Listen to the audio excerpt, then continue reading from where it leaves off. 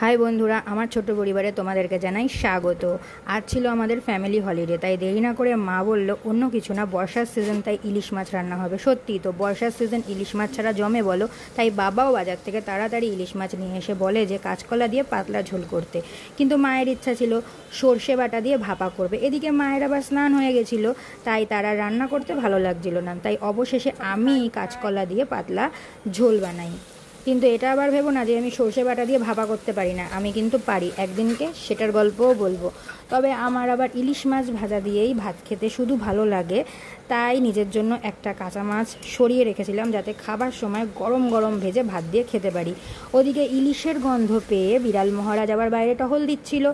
এদিকে রান্নাটাও হয়ে আসছিল, তার সাথে ভাতটাও বসিয়ে দিয়েছিলাম। তা বন্ধুরা, তোমাদের ইলিশ মাছের কোন আইটেমটা সবথেকে বেশি ভালো লাগে? কালো জিরা ফোড়ন দিয়ে বেগুন আর কাঁচকলা দিয়ে পাতলা ঝোল, নাকি সর্ষে বাটা দিয়ে ভাপা, নাকি আমার মতন